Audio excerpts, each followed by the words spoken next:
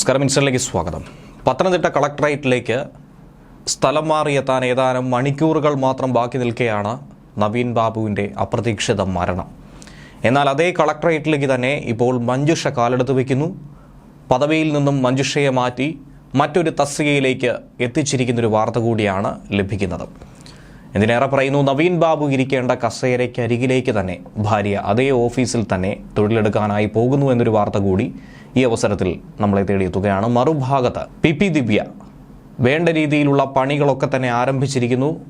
1, 2, 3 എന്ന രീതിയിൽ തനിക്കിട്ട് പണിഞ്ഞവരെ തിരിച്ചു പണിയാനുള്ള ഏറ്റവും പ്രധാനപ്പെട്ട ഒരു നീക്കത്തിലേക്ക് കടന്നിരിക്കുന്നു. അതിൻ്റെ അറസ്റ്റ് നടപടികളിലേക്കടക്കം മുന്നോട്ട് പോകാൻ പോലീസ് ഉദ്യോഗസ്ഥർക്കും കൃത്യമായ നിർദ്ദേശം ഉടനടി തന്നെ ലഭിക്കുമെന്നാണ് മനസ്സിലാക്കുന്നത്. ആ ഒരു വാർത്തയിലേക്ക് എത്തുന്നതിന് മുൻപ് കണ്ണൂർ മുൻ ADM ആയിരുന്ന നവീൻ ബാബുവിൻ്റെ ഭാര്യയ്ക്ക് സ്ഥലം മാറ്റം നൽകിയുള്ള ഉത്തരവിനെ പറ്റിയുള്ള വിവരം കൂടി വിശദമായി പരിശോധിക്കാം. കോന്നി തഹസിൽദാർ സ്ഥാനത്താണ് നിലവിൽ മഞ്ജുഷയുള്ളത്. അവിടെ നിന്നുമാണ് ഇപ്പോൾ പത്തനംതിട്ട കളക്ടറേറ്റിൽ സീനിയർ സൂപ്രണ്ട് സ്ഥാനത്തേക്ക് ഒരു മാറ്റം നൽകിയിരിക്കുന്നത്. റവന്യൂ വകുപ്പാണ് ഈ സ്ഥലം മാറ്റ ഉത്തരവ് പുറത്തിറക്കിയിരിക്കുന്നത്.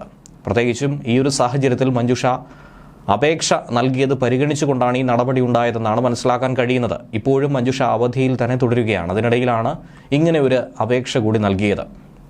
ഉത്തരവാദിത്തപ്പെട്ട ചുമതലകളിൽ നിന്നും തന്നെ ഒഴിവാക്കി പകരം കളക്ടറേറ്റിലേക്ക് മാറ്റി നൽകണമെന്ന് മഞ്ജുഷ ആവശ്യപ്പെട്ടിരുന്നു.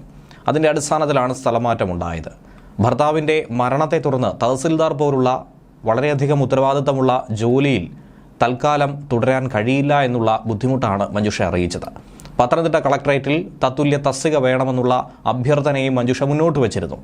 ആ പശ്ചാത്തലത്തിൽ അത് ശരിയാക്കി മുന്നോട്ട് കൊടുത്തിരിക്കുന്നു. പക്ഷേ ഇനി കളക്ടറുടെ ഉത്തരവ് കൂടി വരേണ്ടതായിട്ടുണ്ട്. ഇതിനിടയിലാണ് പി ദിവ്യയുമായി ബന്ധപ്പെട്ട വിവരം കൂടി ലഭിക്കുന്നത്. അതായത് പി ദിവ്യ അറസ്റ്റിലായ സാഹചര്യത്തിൽ പല മാധ്യമങ്ങളിലും പ്രത്യേകിച്ചും യൂട്യൂബിലടക്കം സോഷ്യൽ മീഡിയ ഹാൻഡിലുകളിലടക്കം പി ദിവ്യക്കെതിരെ പലതരത്തിലുള്ള വാർത്തകൾ പുറത്തു വന്നിരുന്നു. പല വ്യക്തിപരമായ പ്രസ്താവനകളും പലരും പങ്കുവച്ചിരുന്നു. അതിൽ യൂട്യൂബർമാർക്കെതിരെ പരാതിയുമായിട്ടാണ് കണ്ണൂർ ജില്ലാ പഞ്ചായത്ത് മുൻ പ്രസിഡന്റ് പി ദിവ്യ രംഗത്ത് വരുന്നത്. തന്നെ സമൂഹ മാധ്യമങ്ങളിലൂടെ അധിക്ഷേപിച്ചുവെന്ന് ചൂണ്ടിക്കാട്ടിയാണ് കണ്ണൂർ സിറ്റി പോലീസ് കമ്മീഷണർക്ക് പി ദിവ്യ ഇങ്ങനെ ഒരു പരാതി കൊടുത്തിരിക്കുന്നത്. ഇന്നലെയാണ് പി ദിവ്യ പരാതി കൊടുത്തത്. ഇതിൻ്റെ അടിസ്ഥാനത്തിൽ പോലീസ് അന്വേഷണം ആരംഭിച്ചിട്ടുണ്ട്. ഉടൻ തന്നെ അറസ്റ്റ് അടക്കമുള്ള നടപടികളിലേക്ക് കടക്കുമെന്നാണ് കരുതുന്നത്. യൂട്യൂബർ ബിനോയ് കുഞ്ഞുമോനും അതുപോലെ തന്നെ ന്യൂസ് കഫേ ലൈവ് എന്ന യൂട്യൂബ് ചാനലിനുമെതിരെയാണ് ഇപ്പോൾ പരാതി കൊടുത്തിരിക്കുന്നത്. മക്കളെ കൊല്ലുമെന്ന് ഇൻസ്റ്റാഗ്രാമിൽ കമന്റിട്ട് ഒരു തൃശൂർ സ്വദേശിക്കെതിരെയും ദിവ്യ കമ്മീഷണർക്ക് പരാതി കൊടുത്തിട്ടുണ്ട്. അതനുസരിച്ചുള്ള അന്വേഷണം മുന്നോട്ട് കൊണ്ടുപോകുമെന്ന് വ്യക്തമാക്കിയിട്ടുമുണ്ട്. ADM നവീൻ ബാബുവിൻ്റെ ആത്മഹത്യയ്ക്ക് പിന്നാലെ സമൂഹ മാധ്യമങ്ങളടക്കം പി ദിവ്യക്കെതിരെ വ്യാപകമായ വിമർശനം തന്നെയാണ് ഉയർന്നത്. കൊലവിളി പ്രസ്താവനകളടക്കം പലയിടത്തു നിന്നും ജനരോഷം അണപൊട്ടിയതൊക്കെ തന്നെ ഏവരും കണ്ടതാണ്. ഇതിനെതിരെ തുടക്കത്തിൽ ദിവ്യയുടെ ഭർത്താവ് കണ്ണപുരം പോലീസിൽ ഒരു പരാതി കൊടുത്തിരുന്നു. അതിൻ്റെ അടിസ്ഥാനത്തിൽ ഒരാൾക്കെതിരെ കേസെടുക്കുകയും ചെയ്തിരുന്നു. ഇതിന് പിന്നാലെയാണ് പി ദിവ്യ തന്നെ നേരിട്ടിറങ്ങാനായി തീരുമാനിച്ചിരിക്കുന്നത്. അതേസമയം നവീൻ ബാബുവിൻ്റെ മരണത്തിലെ കൈക്കൂലി ആരോപണത്തിൽ അന്വേഷണം പൂർത്തീകരിച്ചിരിക്കുന്നു എന്നുള്ള റിപ്പോർട്ട് ലഭിക്കുന്നുണ്ട്. വിജിലൻസ് സ്പെഷ്യൽ സെല്ലാണ് ഈ അന്വേഷണം പൂർത്തീകരിച്ചത്. അന്തിമ റിപ്പോർട്ട് ഈ ആഴ്ച തന്നെ ആഭ്യന്തര വകുപ്പിന് കൈമാറാനും തീരുമാനിച്ചിട്ടുണ്ട്. കോഴിക്കോട് വിജിലൻസ് സ്പെഷ്യൽ സെല്ലാണ് ഈ ആരോപണത്തിലെ അന്വേഷണം നടത്തിയത്. പെട്രോൾ പമ്പിന് അനുമതി നൽകുന്നതിനായി കൈക്കൂലി നൽകി എന്ന പ്രശാന്തിന്റെ ആരോപണത്തിന്റെ അടിസ്ഥാനത്തിലാണ് ഇത് പരിശോധിക്കാൻ വിജിലൻസ് സ്പെഷ്യൽ സെല്ലിന് സർക്കാരിന് നിർദ്ദേശം കിട്ടിയത്. കോൺഗ്രസ് നേതാവായിട്ടുള്ള TO മോഹനും വിജിലൻസിന് പരാതി കൊടുത്തിരുന്നു. ഇദ്ദേഹത്തിന്റെ മൊഴിയും കഴിഞ്ഞ ദിവസം വിജിലൻസ് രേഖപ്പെടുത്തി. ADM ആയിരുന്ന നവീൻ ബാബുവിന്റെ മരണവുമായി ബന്ധപ്പെട്ട കേസ് CBI അന്വേഷിക്കണമെന്ന കുടുംബത്തിന്റെ ആവശ്യം കൂടി ഇപ്പോൾ ഹൈക്കോടതിയുടെ പരിഗണനയിലാണ്. ഇതേക്കുറിച്ചുള്ള വിശദമായ വിവരം 2 ദിവസത്തിനകം തന്നെ ലഭിക്കുന്ന സാഹചര്യത്തിൽ കൂടിയാണ് തിരക്ക് പിടിച്ചുകൊണ്ടുള്ള അന്വേഷണ പൂർത്തീകരിക്കൽ സംസ്ഥാന ഏജൻസികൾ നടത്തുന്നത്. കേസിൽ SITയുടെ അന്വേഷണം ശരിയായ ദിശയിലല്ല എന്ന് നവീൻ ബാബുവിന്റെ കുടുംബം ശക്തമായി തന്നെ ആരോപിക്കുന്നുണ്ട്.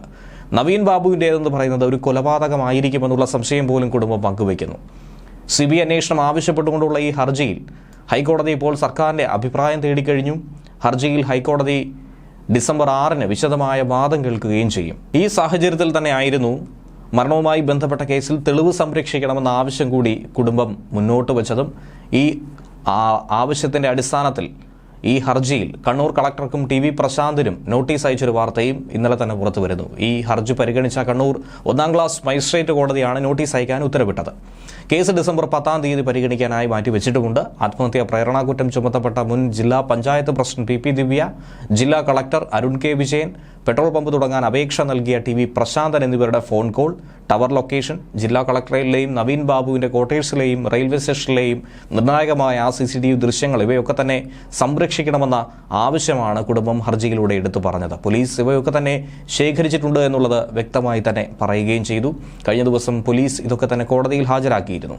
കേസിൽ പ്രതിയല്ലാത്ത TV പ്രശാന്തന്റെ മൊബൈൽ ഫോൺ വിളികളുടെ പട്ടിക ശേഖരിക്കുന്നത് സ്വകാര്യതയുടെ ലംഘനമല്ലേ എന്ന് മജിസ്ട്രേറ്റ് വാദത്തിനിടയിൽ തന്നെ ചോദിച്ചിരുന്നു. അതനുസരിച്ചുകൊണ്ടാണ് ഇപ്പോൾ നോട്ടീസ് അയക്കാൻ തയ്യാറായതെന്നാണ് മനസ്സിലാക്കാൻ കഴിയുന്നത്. പ്രോസിക്യൂഷൻ കൃത്യമായ തെളിവുകൾ സംരക്ഷിച്ചിട്ടുണ്ട് എന്നുള്ള മറുപടിയിൽ ഒതുക്കുകയായിരുന്നു. ഇക്കഴിഞ്ഞ ഒക്ടോബർ 15-നാണ് താമസ സ്ഥലത്ത് നവീൻ ബാബുവിനെ തൂങ്ങി മരിച്ച നിലയിൽ കണ്ടെത്തിയത്. നവീൻ ബാബുവിനായി ഒരുക്കിയ സ്വീകരണ ചടങ്ങിൽ PP ദിവ്യ നടത്തിയ പരാമർശം തന്നെയാണ് ഈ ആത്മഹത്യയ്ക്ക് കാരണമായതെന്നുള്ള ആരോപണം ശക്തിപ്പെട്ടു. ആത്മഹത്യാ പ്രേരണാകുറ്റം ചുമത്തി PP ദിവ്യക്കെതിരെ കേസെടുക്കുകയും പിന്നാലെ അറസ്റ്റ് ചെയ്യുകയും ചെയ്തിരുന്നു. ഇപ്പോൾ ജാമ്യത്തിലാണ് PP ദിവ്യ. ന്യൂസ് ഡെസ്ക് മലയാളി വാർത്ത ഇൻസൈഡ്.